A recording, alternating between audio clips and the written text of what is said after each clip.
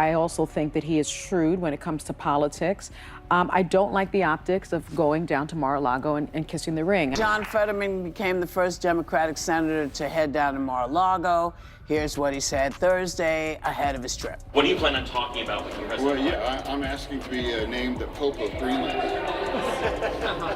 Do you have a specific No, I'm just having a comment. I mean, like... John Fetterman, a Democratic U.S. Senator, has filed a lawsuit against The View's Sonny Hostin over what began as criticism of the senator's visit to the newly inaugurated U.S. president's private residence at Mar-a-Lago. The senator for Democrats in Pennsylvania, I'm the senator for everyone in Pennsylvania, and my state picked Donald Trump as president, and if I have the opportunity to have that conversation, and I bet we're going to find things to work together for a better Pennsylvania and a better nation, and that's why I'm engaging in this. He's taking a lot of heat, apparently, for taking the trip, but do you think his reasons are sound? It's the most common sense answer I've ever heard. Like, he's a senator to an entire state, and his state happened to turn for Donald Trump, so more than half of that state voted for the person that's becoming president. You're a senator heading into 13 hearings of confirmation he's making. Yeah. Your job on paper is to advise and consent. That's all we ask. John Fetterman is no stranger to American politics or the controversies that often come with it. The junior U.S. Senator from Pennsylvania has become a well-known name in American politics. Born on August 15, 1969 in Reading, Pennsylvania, Fetterman's unusual journey to the Senate has been shaped by his strong commitment to progressive values and his outspoken personality. That is exactly why his friendly approach toward Republican President Donald Trump sparked so much controversy. Yeah, I'm not really sure what to say right now. My goodness. Fetterman's early life was marked by tragedy. After he lost his father at a young age, he was raised by his mother, who taught him the importance of social justice and standing up for others. After graduating from Albright College, Fetterman went on to earn a master's degree in public policy from Harvard University's John F. Kennedy School of Government. The challenges he faced growing up played a major role in shaping his views on injustice and what he saw as unfair treatment. So, when he felt that Sonny Hostin was attacking his reputation, it was no surprise that he decided to take legal action and fight back. I believe in second chances. Some people are very deserving of a second chance and get a pardon, and there's some that I don't agree that do that. So I don't agree with them. And many of them that I didn't agree with the president as well too. Yeah, what is your response to that? Because I know at one point you had suggested that you thought that it would be a good idea for President Biden to pardon President-elect Trump with regard to the money case. What I'm saying though, that pardons I can agree with, some that I don't, and I think that's really what it comes down to. You obviously co-sponsored the Laken Riley Act, which was passed late yesterday. Some Democrats have said that they're unhappy with it, including Senator Kaine, who said that it's bad policy. What's your reaction to that? So, I mean, they're entitled to their opinions and their views, and I believe, as someone that's very, very pro-immigration, as I have been consistently, that we can be very pro-immigration. Fetterman's entry into politics was unconventional, to say the least. In 2005, he was elected mayor of Braddock, Pennsylvania, a small town in the Pittsburgh suburbs. During his time as mayor, Fetterman worked hard to revive the community, attract new businesses and investments, and support social justice causes. He had bigger political goals in mind, but reaching them was never going to be easy. In 2016, Fetterman ran for the U.S. Senate but lost in the Democratic primary. Undeterred, he continued building his reputation as a progressive voice, speaking out on issues such as universal health care, climate action, and racial justice. And we had our slogan. It's on every one of those signs right now. Every county, every vote. Every county, every vote. And that's exactly what happened. We jammed them up. We held the line. I never expected that we were going to turn these red counties blue. But we did what we needed to do, and we had that conversation across every one of those counties. In 2022, Fetterman ran for the Senate again, this time winning the Democratic primary and defeating his Republican opponent in the general election. His victory was seen as a major upset, and he became the first Democrat to win a Senate seat in Pennsylvania since 1962. As a senator, Fetterman has remained an outspoken supporter of progressive causes, criticizing the fossil fuel industry and calling for stronger action on climate change. He has also supported labor unions and policies aimed at protecting workers' rights. His bold style and progressive views have made him popular with many on the left, but his unconventional approach has also attracted critics who see him as too radical or unpolished. In these divided times in Washington, we wanted to hear from a senator who has pledged to work across the aisle. Democratic Senator John Fetterman of Pennsylvania was the first sitting Democrat to head to Mar-a-Lago to meet with Trump. What was that meeting like, and what are his thoughts on the flurry of early actions? We were with him on Capitol Hill today, talking with him. And a note, to better hear us, the senator used his phone to help caption the questions that we asked him. Busy day, first day for President Trump. I'd like to start with the pardons for the January 6th rioters. Of course, he's had sweeping pardons for roughly 1,500 of them, including some who committed violent acts against police officers. Your reaction to those pardons as far as the message that it might send? Yeah, there were a lot of those pardons that day that I don't agree with, any more than some of the pardons that President Biden dropped that I didn't agree with those as well, too. I actually agreed on a lot of the pardons that I've signed on. Despite the criticism, Fetterman remains a popular figure in Pennsylvania and a rising name within the Democratic Party. His focus on social justice and willingness to challenge the status quo have earned him support from many progressive activists and politicians. As Fetterman continues his work in the Senate, he has said that his main responsibility is to represent the people in his state. With a large share of Pennsylvania voters supporting the Republican Party, Fetterman's visit to Donald Trump can be seen as an example of his willingness to meet with political opponents and engage with those voters. However, that approach clearly did not sit well with Sonny Hostin and the other hosts of The View, who have been outspoken critics of Trump. For John Fetterman, who is a friend of the show, we've interviewed him many times. He's one of the most, he's brilliant, and I also think that he is shrewd when it comes to politics. I don't like the optics of going down to Mar-a-Lago and kissing the ring. According to Sonny, Fetterman was making the wrong move by visiting Donald Trump in the way he did.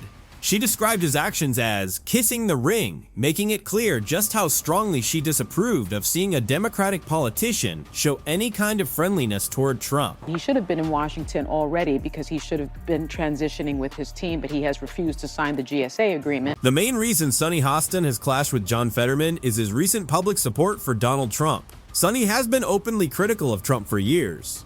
When Trump won the 2016 election, she shared her strong reaction on The View, raising concerns about his divisive and policies.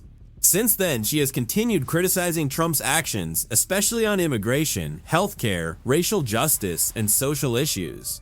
Sonny has also strongly disagreed with Trump's handling of racial issues, including his response to white supremacist and his treatment of black public figures. Her strong opposition to Trump helps explain why Fetterman's friendly approach toward him has upset her so much. Maybe I got too cerebral about it, maybe I was too in my head about it, but I just started thinking, my goodness, someone who has a Justice Department settlement because his father and Trump himself would not rent to black people. Someone who did all this stuff with the Central Park Five, and called for their execution and continued to do so even when they were exonerated. And the things he said about Haitians eating the pets and the dogs and the cats, and black jobs and dismantling DEI on, with an executive order on that day. And dismantling DEI. Sonny has also criticized Trump's positions on women's rights and healthcare, arguing that some of his policies go to women and other marginalized groups. She has supported the Me Too movement and used her platform to highlight women's experiences. At the same time, Sonny has stressed the importance of challenging Trump through the democratic process by voting, staying involved, and holding elected officials accountable. Overall, her view of Trump has remained strongly critical, with Sonny regularly speaking out against his policies and giving a voice to people who say they were affected by them. Especially, it just struck me as so unjust. I know. That's all that I kept on thinking about. Yeah. I know we also talked on the show today about how people like Snoop Dogg Yeah. And Nelly performed at the inauguration parties, and I guess they technically were. I think Snoop was at a crypto event before, but it was a Trump-centered event. It was. It was a little surprising. What did you look? I like him. Yeah, I like Snoop too. He's a friend to the show. I like him personally. He's my birthday twin. We're both born on October 20th. That's a sacred bond. I remember when he came here. He's been here a couple times, but he invited me into his dressing room. Nice guy. I wouldn't have felt this way if he had not spoken up in 2017. Sonny's attempt to paint John Fetterman as an outsider within the Democratic Party appears to have backfired, with the situation now bringing even more legal controversy her way. In addition to Fetterman's reported legal action, Sonny has faced scrutiny involving her family. The allegations involving Dr. Hostin are tied to the RICO Act, a law originally created to fight organized crime, but now also used in cases involving alleged fraud within the healthcare system. Yeah, I saw you on The View. Yeah. Yeah, so that's been overwhelming my past couple days. Yeah, is that annoying? No.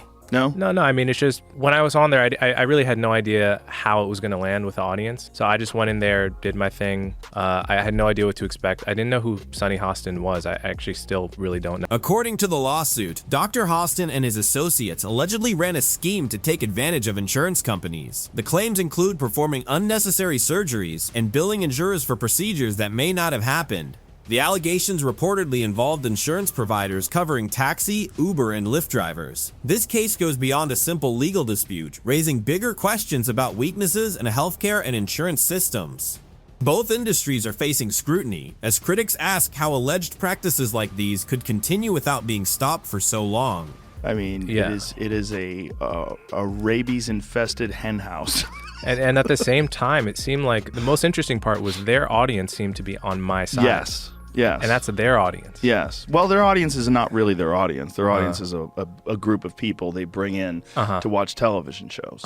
You know, I don't know if you've ever seen audiences before for TV shows, but a lot of them are paid. They're paid to be there. So, because they have to guarantee that there's going to be people there. So there's services that you hire.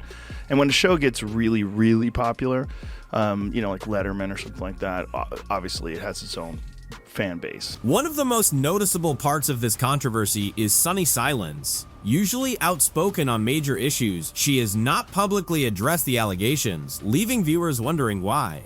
Is she staying quiet to protect her reputation, or is she waiting for legal advice before saying anything? Fans and critics expected her to discuss the situation on The View, but so far, there has been little response.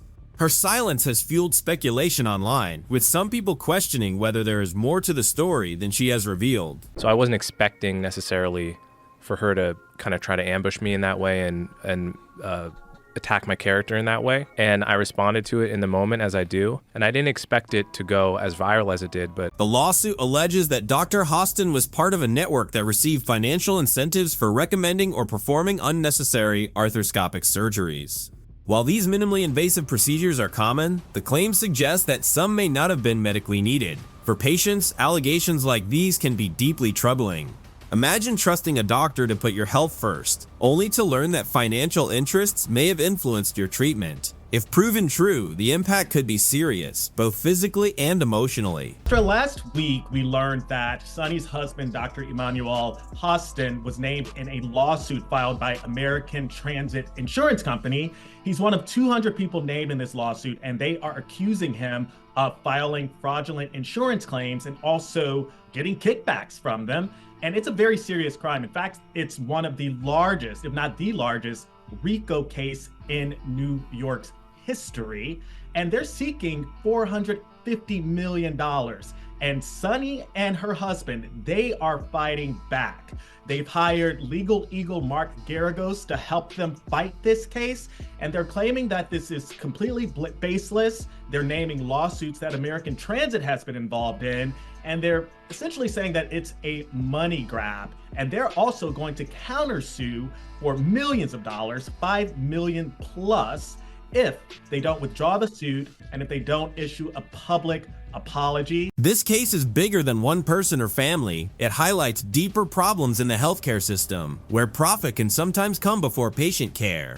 Insurance companies are also under scrutiny for denying claims and underpaying doctors while accusing others of fraud. Overall, the case shows how complicated the healthcare and insurance system can be. The View, just a person, the Sunny Hostin that we all love from one of my favorite shows on The View. And it's always, Tom, what'd you always say? It's always the people that always do the pointing, and it always comes back to them, all right? So when you said this is the largest RICO case ever filed in the state of New York, you guys wrap that around your brain. That's bigger than the mafia case. Dr. Hostin's legal team has strongly denied the allegations, calling the lawsuit a desperate move by a struggling insurance company. They have accused American Transit Insurance Company, or ATIC, of trying to recover its losses through baseless claims. The courtroom battle is far from over, with both sides preparing for what could be a lengthy legal fight. The stakes are high, and the final outcome could have wider effects on the healthcare and insurance industries. So he was scamming insurance companies from taxi drivers, Uber drivers, and Lyft drivers. He was performing unnecessary surgeries and then providing fraudulent medical services in exchange for the kickbacks. Here's a clip I want you guys to see of Sunny Hostin on The View, Tom, basically implicating her husband in this type of a scheme. Play the clip, Rob. Wait, hold on. Let Sunny get in here. I mean, I agree with mostly everything that's been said. I mean, we know that, only about 31% of Americans trust our healthcare system. The allegations against Dr. Emmanuel Hostin go beyond one individual, raising broader questions about accountability in healthcare. Claims of insurance fraud and unnecessary procedures highlight concerns about patient care and weaknesses in the insurance system. Meanwhile, the controversy surrounding Sunny Hostin has continued to attract attention, with some viewers calling for her removal from The View.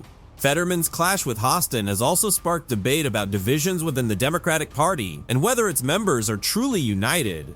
In the end, this controversy has opened a wider conversation about political disagreements, accountability, and the future of the party. To harass the family and launch a public smear campaign. And Sunny actually doubled down after we saw a letter that Mark Garagos sent to American Transit and their lawyers. Sunny, she issued her own statement, doubling down, saying, "Leave my family alone." So I know you said that they hired Mark Garagos as their new lawyer. Do you think he has exactly what it takes to clear their name? Esther, listen, Mark Garagos has worked on some of the most famous cases we've seen. He's used to this kind of high-profile lawsuit. Amid the growing controversy, John Fetterman's lawsuit has added even more pressure on Sunny.